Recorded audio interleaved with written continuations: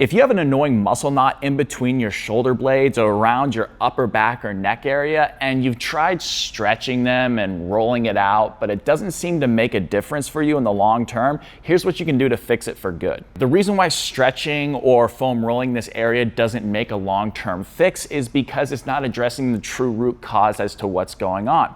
You see, when there is tightness and compression of tissues between the shoulder blade and spine, this can feed up into the neck, but it also can feed slightly down below that as well. So this is relevant to knots that can occur in this general region right here.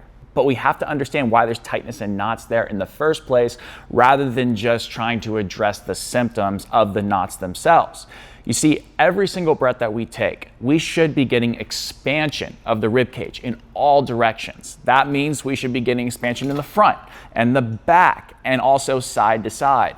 But particularly the thing that I see is missing in most people is the ability to get expansion in between the shoulder blades with every single breath that we take.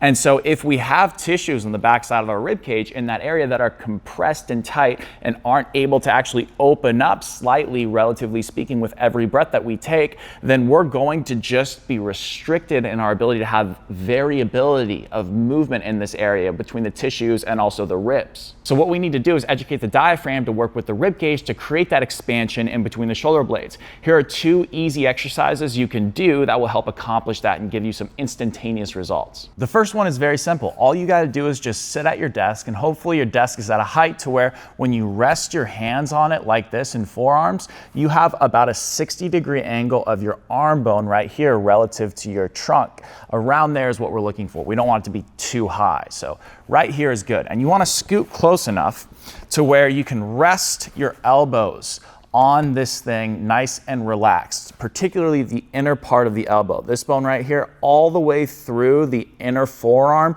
through the crease of your index finger and thumb. You want to feel all this resting particularly on that without losing the outside, and that's for a specific reason. Now, on the chair, you want to feel both sit bones, meaning your ischial tuberosity bones. You want to feel those relatively evenly as much as you realistically can on both sides. And you want to keep your feet firmly planted on the ground. Now here's what we're going to do. Now what you want to do is form this sort of a shape with your forearms and your hands. So right here, sitting tall, and then keeping your shoulders relaxed and your gaze perfectly straight ahead, you're going to move into protraction of the shoulders. So what that looks like is keeping your sternum up, and guys, so what that looks like is keeping your sternum straight ahead and your eyes straight ahead. You're going to just push your rib cage back as you separate your shoulders away from your spine. So your shoulder blades are going to move sort of this way around your rib cage. And you need to do that maintaining pressure of those inner elbow points of contacts and inner hand points of contacts. Notice how it's kind of this subtle little action, just like this. What it is not is this. This is bad. We don't want to create this position. So keep your shoulders, traps relaxed, and then just get this action right here. Now, once you're in this position, all you're going to do is breathe. If you've ever seen my content before, it's the same exact way I would coach breathing. So it's a nice open mouth sigh. Just like that, for about 5 to 10 seconds. At the end of that exhale, you're going to feel your side abs engage in both of your side abs. This is what's key. Keeping your eyes straight ahead, maintaining that protraction of the shoulders position, feeling your sit bones on both sides. You're going to feel those abs engage at the end of that 5 to 10 second exhale. Close your mouth now, and then pause for about 2 to 3 seconds before you inhale. Place your tongue on the roof of your mouth, and then very gently inhale through your nose, not engaging your neck, but maintaining that protracted position of your shoulders. What that's going to do is, because your abs are still on, particularly your side abs, that's going to expand your back. It's going to force air to go into your back rib cage, that compressed area, and it should feel really nice. So let me walk you through a full rep. Right here, feeling the elbow contacts, pushing back slightly. Exhale.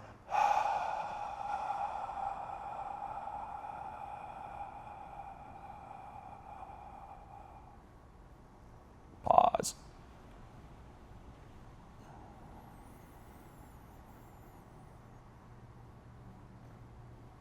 Notice how my inhale was silent but full for about 4 to 5 seconds. When I inhale, I'm still maintaining that protraction. I'm not shrugging more or ever engaging my neck. If you feel your neck engage or your traps engage, then just inhale more silently and slowly. Now, while we're addressing what's going on with the rib cage itself, we have to appreciate that there can be other influences as to why the rib cage can't expand in the back in the first place. A reason for that could be that we have a pelvis that's being tilted forward in space. We have anterior pelvic tilt, like a lot of people have.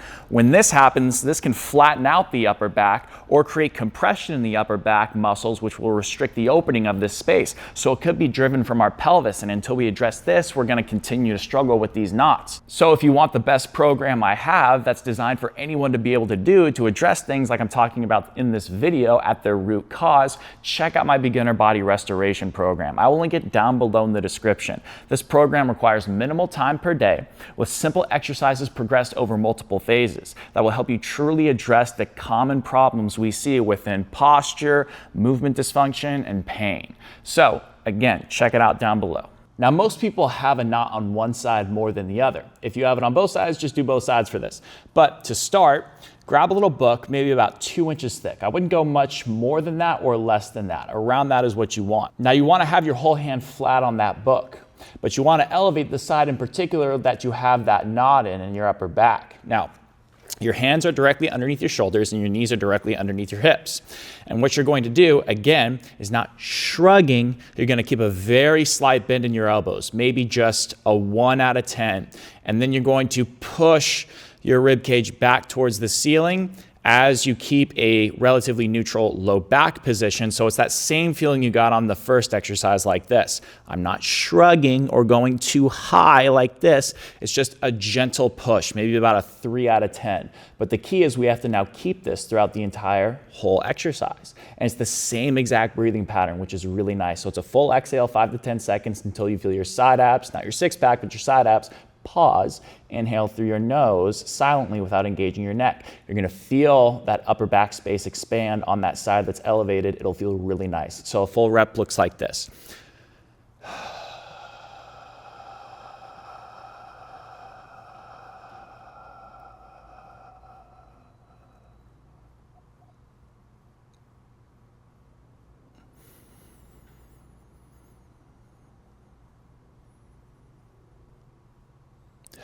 And then you would exhale again. So you see how easy and relaxed that is? That's what's key. I would recommend doing both of these exercises. First one first, second one after that for about 2 sets of 5 to 10 very slow breath cycles. Execution is absolutely key. So if you're not doing them right and you're not breathing correctly, then you're not going to get the benefits. But just make sure that your breath is under control exactly as I describe it in those exercises. Thank you guys for watching, and I hope to see you in the next one.